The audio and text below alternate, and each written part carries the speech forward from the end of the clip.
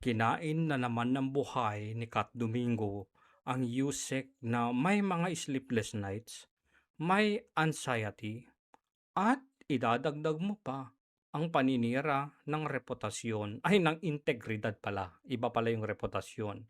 At ang kapal ng kanyang pagmumukha at siya pa ngayon ang naniningil ng 500 million sa taong nagkaso sa kanya dahil sa kanyang sariling kagagawan. Oo, panoorin natin 'to, paano na naman gisahin ni Kat Domingo, ha? ABS-CBN.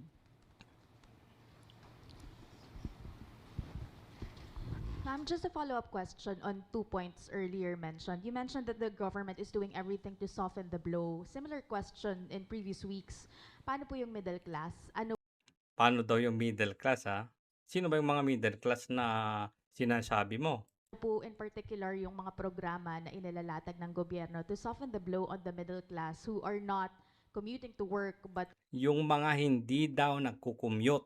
Ibig sabihin, hindi sumasakay ng LRT, hindi sumasakay ng jeep, hindi sumasakay ng bus, hindi sumasakay ng Grab, mga yan. Tama? Tuloy. are bringing their own vehicles or Yung mga nagda-drive daw ng sarili nilang mga sasakyan. motorcycles to work and nahihirapan na po sa taas ng presyo ng gasolina. So, unahin na lang natin yung question, Mabilis lang dapat yan. Anong ginagawa ng gobyerno para naman matulungan yung mga middle class na nagda-drive? Yung mga hindi ho namamasada, pero gumagamit ng gasolina.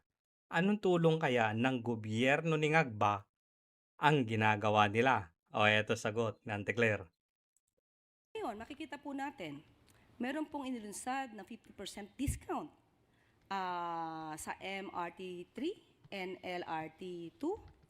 So, ang ibig sabihin, mag-commute kayo. Sumakay kayo sa MRT at LRT. Kayong mga middle class. Kayong mga middle class na may mga sasakyan, wag na muna kayong magpagas.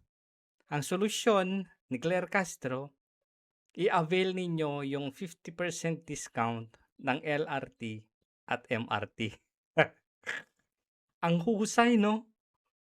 Partikular na nga yung tanong, yung mga hindi sumasakay sa pampublikong sasakyan pero bumibili ng gas na nagda-drive papunta sa kanilang mga trabaho. Ano ang gagawin? Sumakay ng tren. Yan po ay malaking bahagi at ibang malaking bagay po na tulong ng ating Pangulo at ng gobyerno sa Hindi yan ang tanong. ating mga kababayan. Nandyan din po ang inilulunsad na libreng sakay. Ay, gusto nyo sumakay sa patrol? May mga libreng sakay daw. Sumakay kayo sa mga dump truck. Sumakay kayo sa mga patrol car ng mga pulis. At kapag ka po, nandyan na po ang gagawing pag-reduce or pag-suspend ng excise tax. Budol. Kasi yung nandun sa proposal, kapag yung petrolyo ay umabot ng $80 per barrel sa isang buwan, sa isang buwan, doon pa lang gagamitin ni Ngagba yung special power niya para bawasan o tanggalin ang excise tax. Kailan ba kailan ba nag-$80 per barrel? Kailan? Mga 2 weeks ago. So, meron pang 2 weeks na hihintayin kung magdire-diretso na $80 per barrel ang gasolina. Ang langis. Doon pa lang mararamdaman yung excise tax. Yung pagtanggal o pagbawas ng excise tax. Paano na lang kung yung ika-29th day biglang nag-$79 per barrel? Walang adjustment sa excise tax. Isa pang budol. Mararamdaman din po natin ito dahil maybe hindi sila bumibili ng kanilang gasolina, Pero Anong maybe hindi bumibili ng gasolina? Bumibili nga kasi ang tanong nga yung mga nasa middle class daw na nagda-drive at may mga sariling sasakyan nga Tapos sasabihin mo maaaring hindi sila bumibili ng gasolina. Paano? Anong bibilhin nila? Tubig, tapos ilalagay nila sa kanilang mga sasakyan. Ang boba mo talaga. indirectly, makakaramdam po sila ng kapakinabangan dito. Ma'am, may we know the cause of the delay of the signing of the reduction of the excise tax? Is the President experiencing some kind of pushback, either from certain cabinet secretaries or certain sectors who would want to retain the VAT or the excise tax to keep afloat the government's coffers? Yan pa. Magandang tanong. O, sagot, Ante Claire. Ano ba 'to yung pumipigil kay Bongbong? No, it is this is the mere fact Ulitin. Hirap na hirap. Huwag ka na kasing mag-English. Inglesera kasi.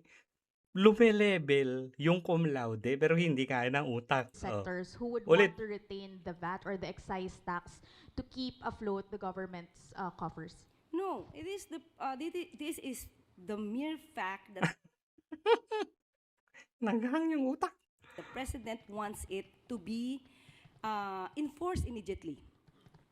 The only reason that he could not do it because the bill has not been reached the President. Has been with the President. O tapos, hindi pa daw na umaabot sa presidente yung bill ha. Kaya hindi pa niya napipirmahan. As of now. So there is no reason for him to sign. So there is no reason for him to sign. Tanga. Natural kung hindi pa umaabot sa kanya, hindi pa niya yung mapipirmahan. Tapos sasabihin mo, walang rason na hindi ka pirmahan. Paano mapipirmahan? Wala pa nga. Ang boba mo talaga. Paikot-ikot sabaw, walang laman.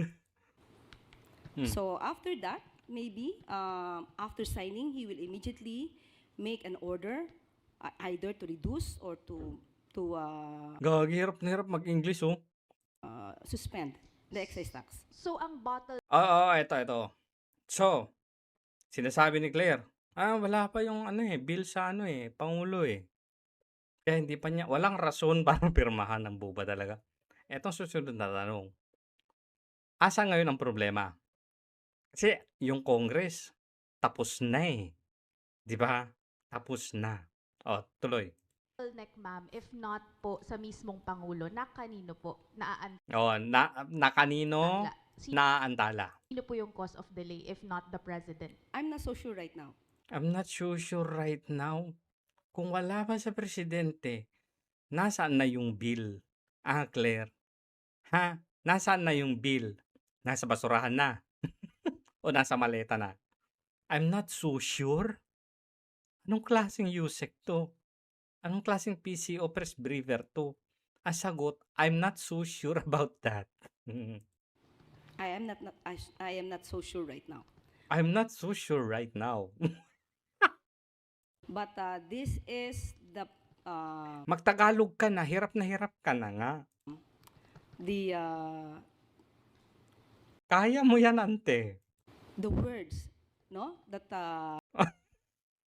The words, no? Wala. that came from the President. He wants this emergency power to be given to him in order to at least lessen the At least, no? Wala na.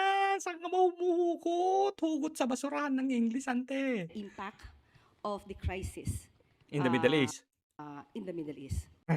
Buti na lang na-connect mo yun Kasi sabi mo, walang krisis di ba? Muntik ka na doon. Ma'am, last clarification. Ito. Balikan ko lang po yung anti-EPAL question earlier. Just a clarification, is the President exempted from the anti-EPAL provision in the General Appropriations Act of 2026? That is the event of the President. So that is the event of the President. So ibig sabihin, kung event ng Presidente, pwede siyang umepal. Ganito na lang. Paano kung si Sandro Marcos may event din siya. Paayuda. So, pwede din siyang pumunta. Tama? Tama. So, lahat pala ng mga politiko na merong programa na paayuda, pwede pala. So, walang kwenta yung EPAL bill. Kunwari ganito, DSWD, nag-request si Mayor Isko Moreno ng 100 sakong bigas. DSWD, hirap na kami dito sa Manila. Pwede bang mag-ano tayo ng programa? Paayuda naman ng 100 sako na bigas. Oo. Sabi ng DFW, ng DSWD, sige po, i-ano nyo na lang sa programa ninyo. So, kung programa ni Isko yun, pwede. Pwede din siyang dumalo sa pagpamimigay ng ayudang bigas. So, walang kwenta pala yung nilalagay-lagay nyo pa na provision. So, itong ginawa ni Bongbong Marcos na nagpa-epal siya sa distribution ng ayuda para sa mga tsuper, ibig sabihin niyan, may magagamit na naman yung mga politiko na nasa baba niya para magpa-epal. Bakit? Sasabihin lang nila na event nila yun. Tanga. Kinain ka dito ng buhay ni Kat. Pinaikot-ikot ka dito. Kinawawa ka na naman. Hindi ka na naman makasagot. Ito yung mga interpretation, yung mga vloggers, iyan yung mga interpretations ng ginawa na naman sa'yo ni Kat. Hindi mo na naman namalayan na nilubog ka na naman o nilagay ka na naman sa kumunoy. Ano bang aasahan kasi natin sa mga tao sa gobyerno ni Bangag? 'Di ba? Ano bang aasahan natin na mga maaayos na sagot? Ang gobyerno kasing ito ay bangag nga ni.